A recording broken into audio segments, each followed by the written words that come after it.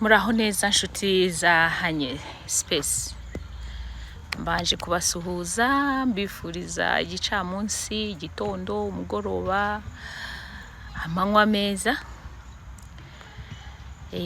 Ubu uyu munsi ngarutse nshaka, hari akantu natekereje ako sino kugatekereza nakabonye, ndavuga ngo ndaza kukaganiriza abakunzi ba Hanye Space dufatanye. Ako kantu kajyanye n'imyitwarire, yifatire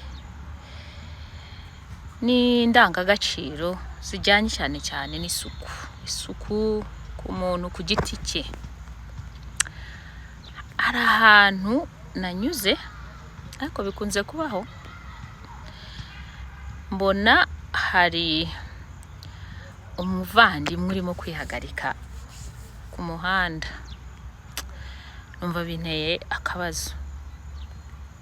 Kandi aho hantu hari ingo nyinshi, sinzi niba yari yigeze atekereza ku kuntu yakomanga kugira ngo bamufungurire, bamutize toilette.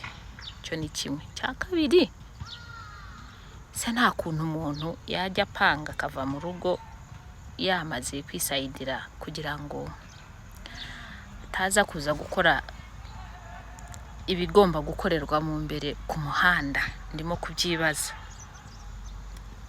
nkawe inshuti ya Hanye Space, ese wowe urabivugaho iki? Kandi uwo muntu yamaze gukora ibyo akora, murahura mu muhanda akagusuhuza,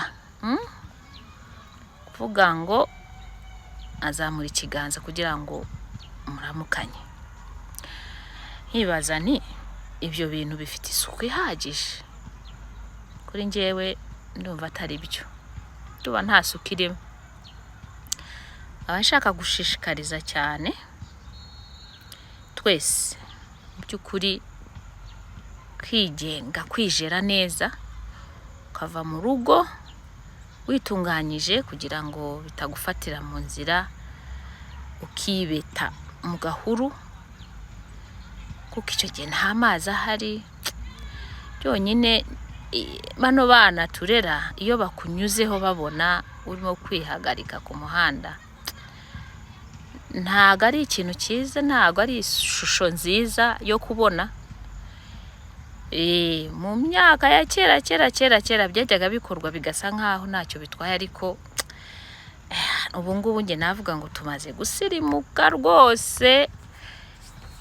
Ikintu cyo kwihagarika ku muhanda tukireke kabisa, dukoresha amatuwarete arahari, tuyakoreshe kugira ngo tuzirikane isuku, umuco w'isuku rwose tuwuzirikane, twita kuri icyo kintu. Namwe muze kumpa comments zanyu, sinzi mwebwe uko mubyumva, ariko ngendo biba bidakwiye, dukwiriye kubihinduraho. Murakoze, kandi ubwo ntegereje comments zanyu.